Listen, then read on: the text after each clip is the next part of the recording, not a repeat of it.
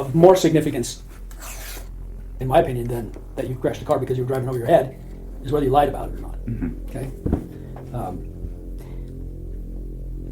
I'm not the one that will make the decision on whether or not, someone believes that's the case or not. That's up to the sheriff. Sure. So. You can't give me the right to be a human being. I'm fine with that right. Now you can keep me from having that if you've got all the policemen and all the jobs on your side.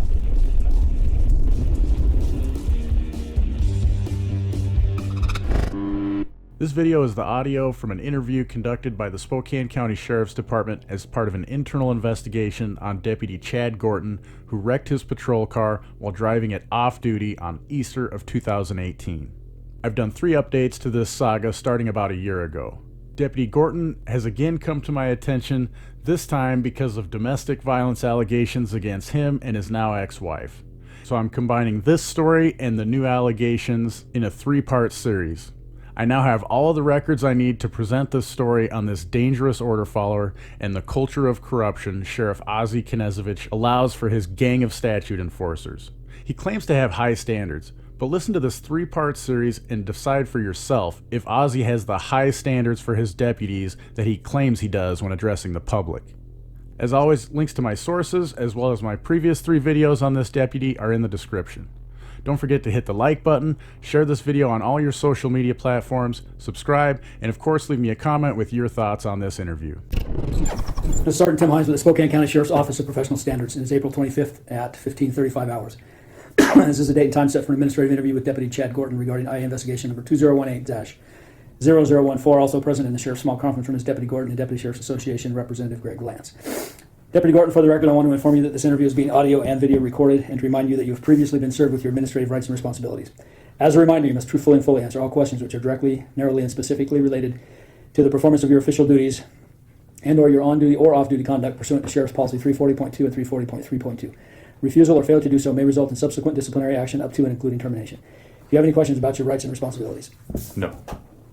The allegations that are being investigated here are spelled out in your memo notification that you received a few days ago. Unless you want me to repeat them here, just confirm. I fully understand. Okay. So we'll go ahead and just kind of start into some questions here. How long have you been a deputy with the Spokane County Sheriff's Office? I've been employed with Spokane County for 2 years, on patrol for about 1 year. So confirm that at the time of this collision you were on your way to your in-laws' residence at 7311 North Prairie Crest Road for Easter dinner. Correct. And that you were not on duty. Correct. So why were you driving your department-issued patrol car? I was scheduled to work A shift, which is 17:30 to 05:30 that night. We were having a family gathering with a big Easter dinner. I work District 12. 7311 North Prairie Crest Road is in District 12. So I figured I could eat dinner real fast with my family and just log on and be in District 12 for that night's work. Do you carry a personally owned cell phone in addition to your department-issued cell phone? Yes. Did you have your personal cell phone with you the day of this collision? Yes. Just prior to and or at the time of this collision, were you distracted in any way due to looking at your MDC or using a cell phone in any way? No. Would you consent to allowing me to examine your personal cell phone to confirm that you weren't using it at the time of the collision? Yes. So what I can do, just make it as convenient as possible, is I can give a guy a call right now, John, down in the forensic unit. He'll come up and get it. He'll do a quick rip of, I told him all I want is the phone call and text message log. Sure. And then he'll have it done before the end of the interview. Okay. Okay? You just call him real quick. No problem. Interesting. All he wants is the phone call and text message log. Seems to me there are lots of things Deputy Gorton could be using his phone for while driving that would not be logged into his phone's call or text logs.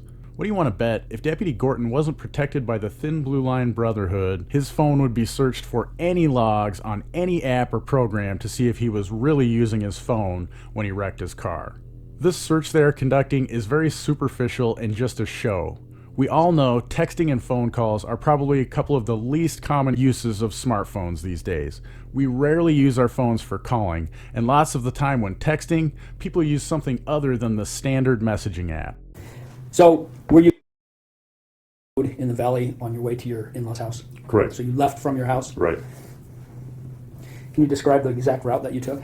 The exact route would be taking north on Barker, taking Highway 90 west, exiting onto Hayford Road to Dino to Rambo, The only reason I take Hayford to Dino is to bypass the city traffic. Okay, so I'm going to show you now what's been marked as exhibit number 2. This is the just a Google Maps view of the roads from your house to I-90. So confirm that you're over to Barker. Correct. Barker to I-90. Correct. Okay, and then you said you took I-90 to Hayford Road. I-90. I'm sorry, I-90 to Highway 2 to Hayford Road. Okay, and so then here's another Google Maps printout as well. Confirm if that's the route that you took. So we've been from Dino Road, Correct. turn right on Craig, come around, and then right on Rambo. That's right. Okay. Yep.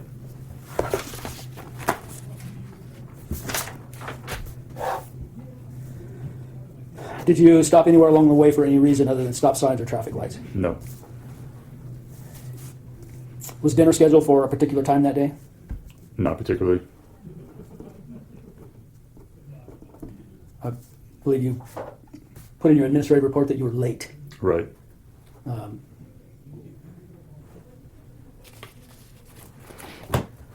So dinner wasn't scheduled for a particular time. Can you explain how you were late? Well, not that I can't recall the time. I just knew that they were waiting on me because they wanted me to be there. We were going to do some quick Easter photos with me in uniform, and I didn't sleep well due to construction in the area, new development, so I was running behind. You mentioned in your admin report that you had your MDC on during the drive. Is that correct? Correct. Were you signed into New World CAD? No. Did you let anyone from the communications center know that you were on the road in your patrol car? No, I did not. Did you let your shift commander know that you were using your department-issued patrol car while on duty that day? No.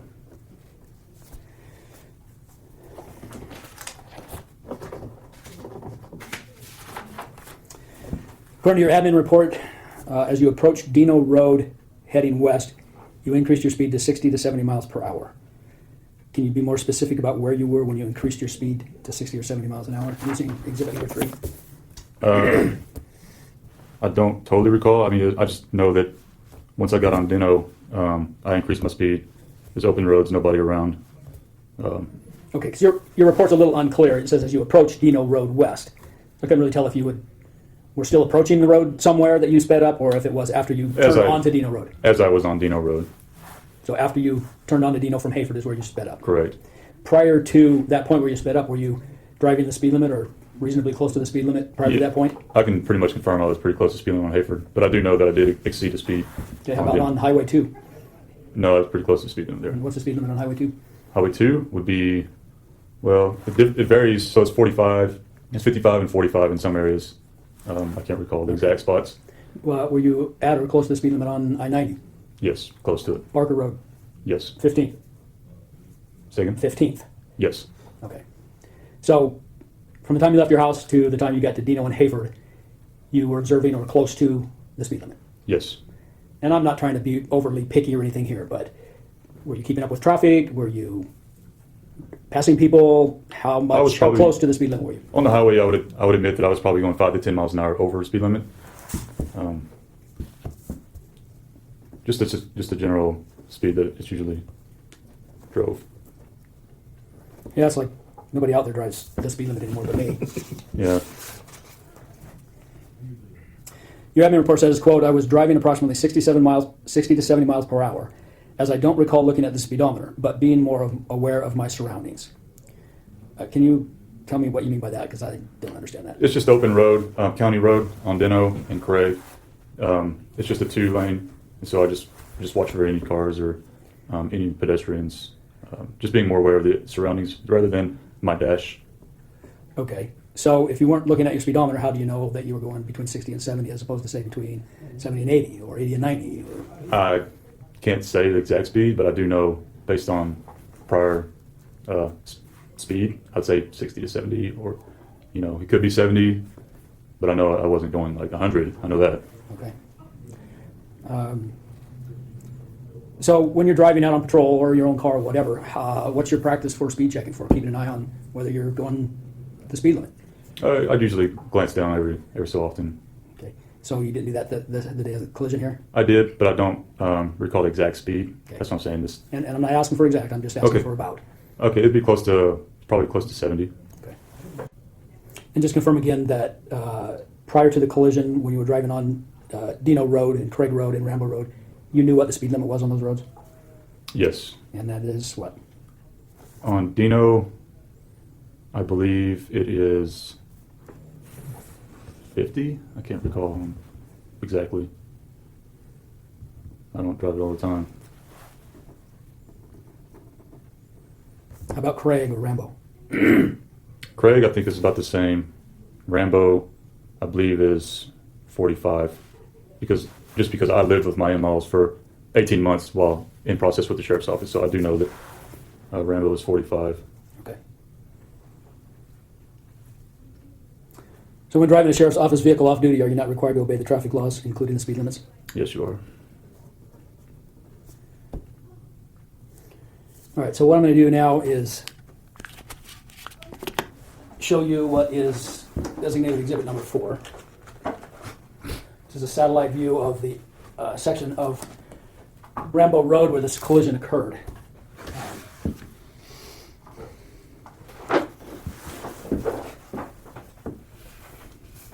So, top is north. Okay. Down here at the bottom of the map, if you continue this way, Craig Road would come into it from the west. So you came west on Craig, you turned right on Rambo. Right. And so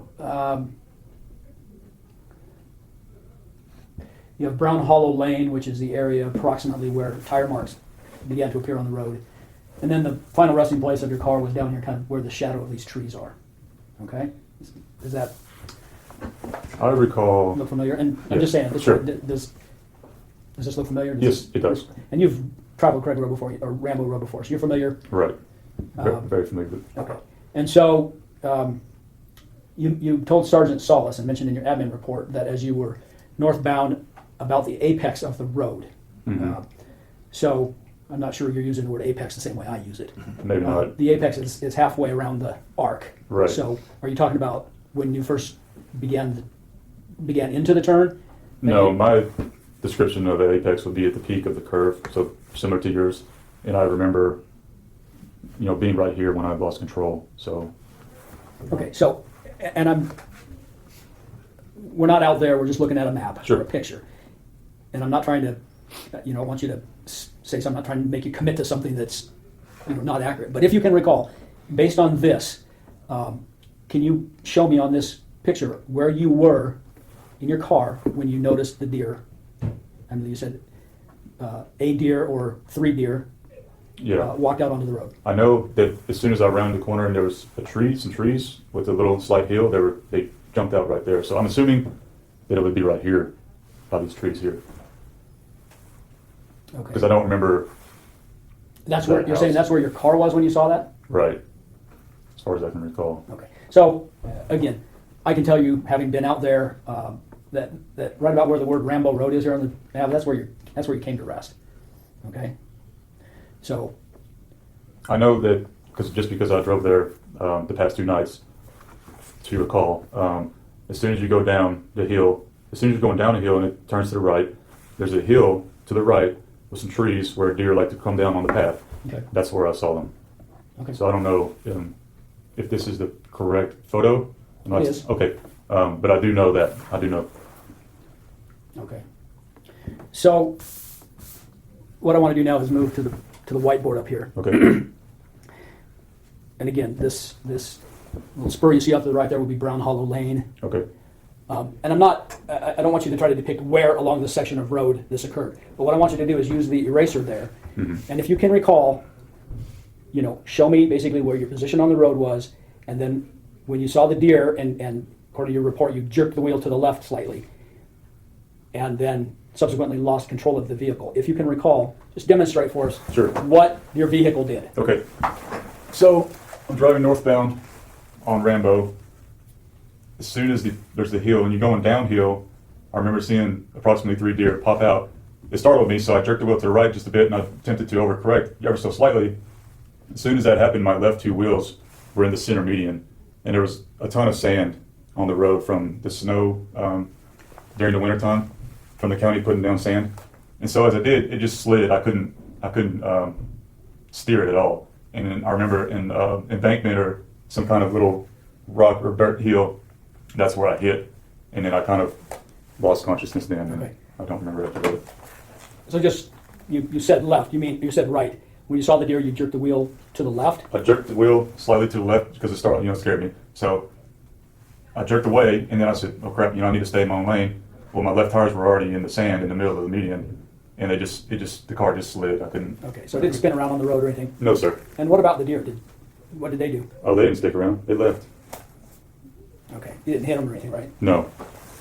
Did they actually walk out into the travel portion of the roadway?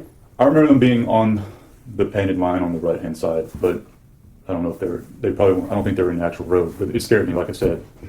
So. Okay.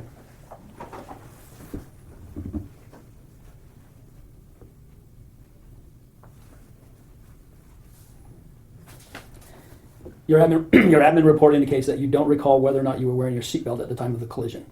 Is it your personal practice to always wear your seatbelt when you drive your department-issued vehicle? It is.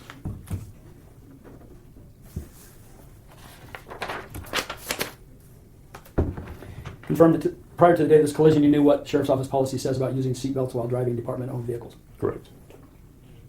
And it says? I can't say word for it, but you must wear it at all times. Okay, it's not optional, correct? Right.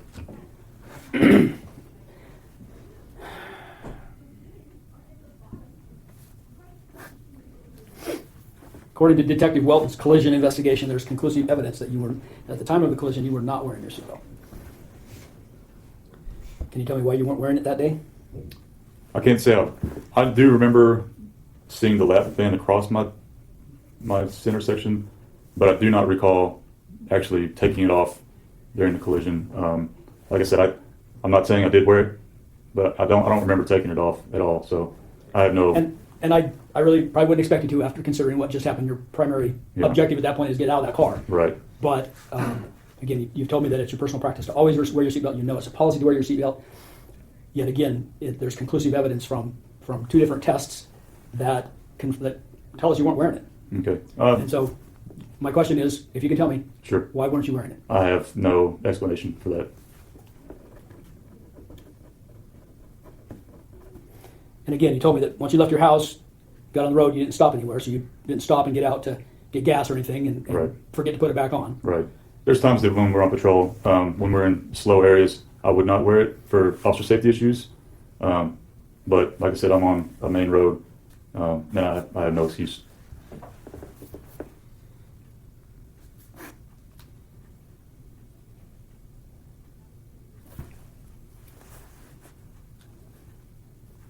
So you concede you didn't put it on that day? Sure. Okay. According to Sergeant Solis, while at the emergency room, he heard a nurse ask you if you were wearing your seatbelt at the time of the collision and heard her tell you that you were wearing it. Can you explain why you told the nurse you were wearing your seatbelt, but wrote in your admin report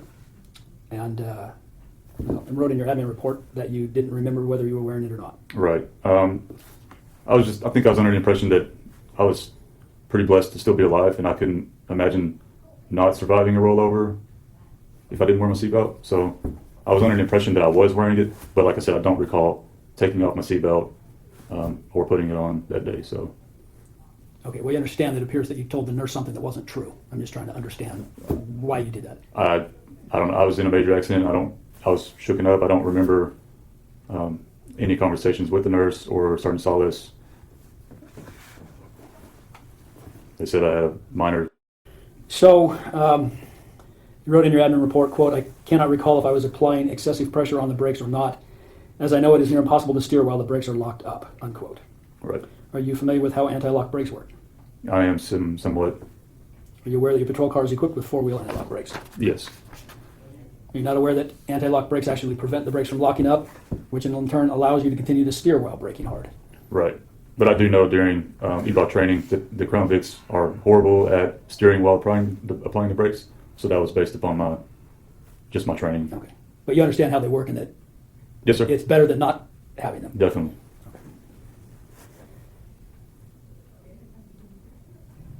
Do you know how fast you were going on Rambo Road just prior to seeing the deer on the road? I think I was going about 70 miles an hour. And can you tell me what that estimate's based on? Just based on just feeling, I suppose.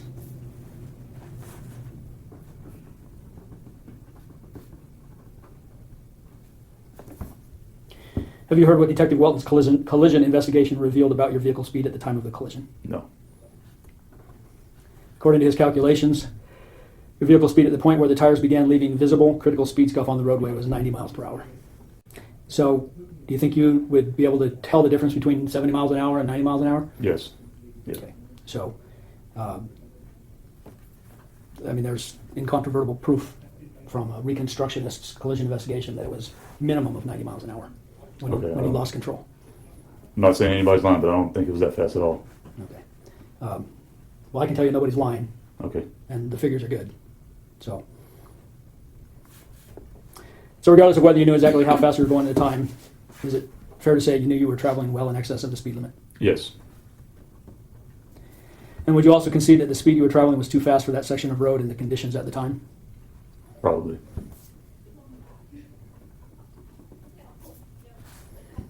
According to Sergeant Solis, he talked with you about this collision at the hospital not too long after it occurred.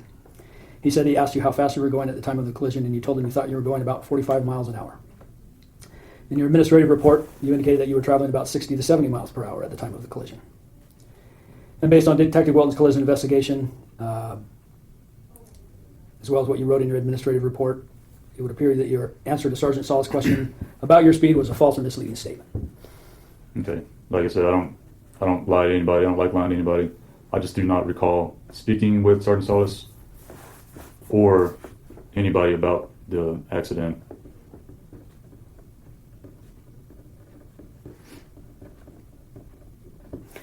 Are you denying that you told him that when he asked you? I'm not denying, but I'm not, I don't remember saying that. Okay. Well, he remembers hearing it. Okay.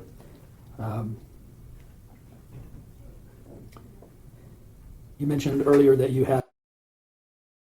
Right. So, I'm assuming a physician examined you that night. They did some tests. Correct. Was it an official diagnosis?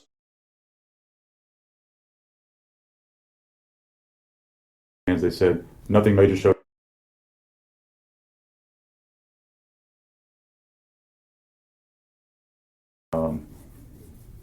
Things to that effect.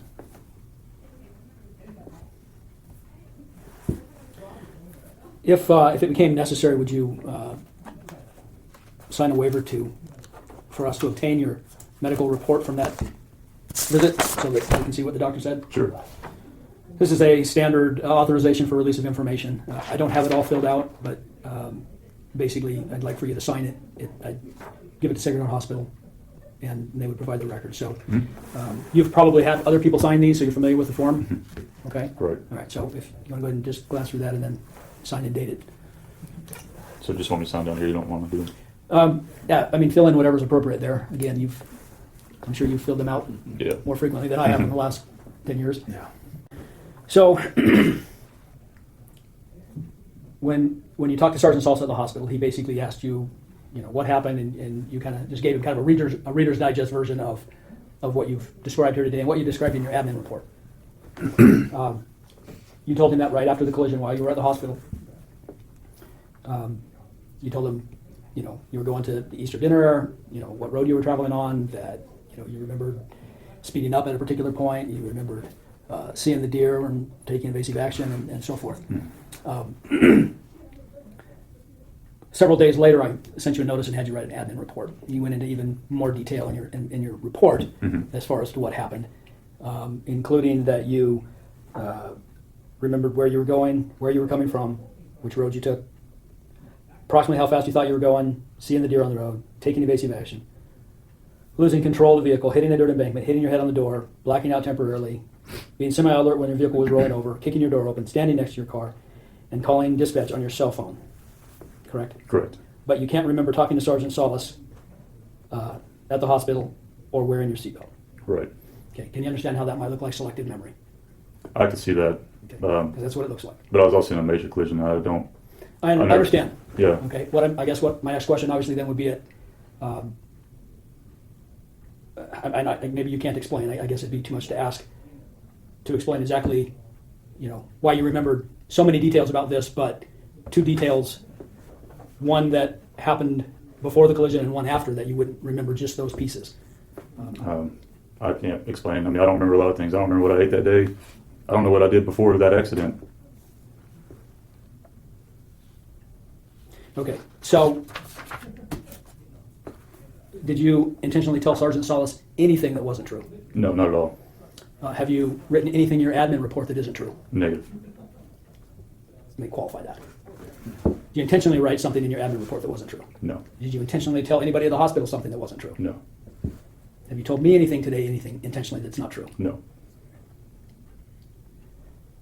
Confirm that prior to the day of this collision, you're aware that deer are prolific in Spokane County, and that at any given time, in most of the rural areas in this county, you can expect to see deer on or near the road. Yes. Prior to the collision, were you aware that there was sand in the middle of and on the sides of Rambo Road? No, I was not aware. Confirm that you're aware that during the winter, road crews often sand the hills in the rural county to improve traction. Yes. Okay. And you've worked at least one full winter here in Spokane County. Yes. Confirm that prior to the collision, you were aware that sand on an asphalt road can constitute a hazard for vehicles driving on or over it, or Yes. through it. Yes. Confirm that prior to this collision, you were aware that the faster you go in a vehicle, the longer it takes to stop the vehicle. Yes. Confirm that prior to this collision, you were aware that the time it takes for a driver of a vehicle to react to an unexpected hazard is the same whether they're going 45 miles an hour or 90 miles an hour. Sure. Confirm that prior to the collision, you knew your ability to avoid an unexpected hazard in the road decreases as your speed increases. Yes. Confirm then that in light of everything you've just acknowledged knowing prior to this collision, you intentionally drove your patrol car that day at what has been determined to be at or in excess of 90 miles an hour because you were late for dinner. Around, yeah. That's a yes. I mean, yes. Would you concede that doing so demonstrated extremely poor judgment on your part? Yes. If you had investigated a collision where a citizen had done the exact same thing, would you have taken any enforcement action against the driver? If I had proof, I would say it'd be reckless.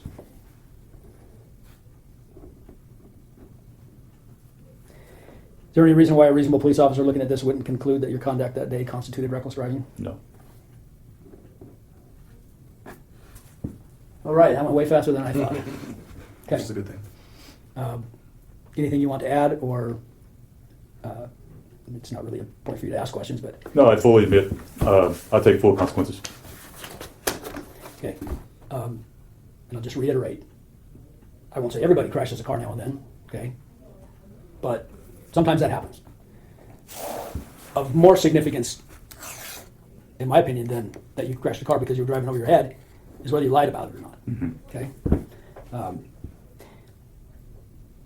I'm not the one that'll make the decision on whether or not, someone believes that's the case or not. That's up to the sheriff. Sure. So I will write this up as soon as I can, probably finish it probably the first of next week sometime, get it to the sheriff, and then it'll be Okay. up to him to review and decide, what he wants to do. So in the meantime, I'll get those medical records, and here when we're done, we'll go down and get your phone or have him bring it back up here as quick as we can. Okay. All right? All right. All right, it is 16:17 hours. And that concludes the interview, and I am turning off the recorders. Thank you for supporting my channel and work, my friends. For additional support, you can find links to all of my platforms in the description below. If you really want to support me, share my content, and better yet, go subscribe to me on DTube, BitChute, and 3Speak. Steemit, which is like social media where you can earn cryptocurrency and help others earn it, is tied to both DTube and 3Speak. But all of these platforms are not censorship friendly like you know who. You can also download the privacy-minded Brave browser using the link in the description and earn crypto for yourself, or dole what you've earned out to your favorite creators by simply viewing ads like you already do on other browsers.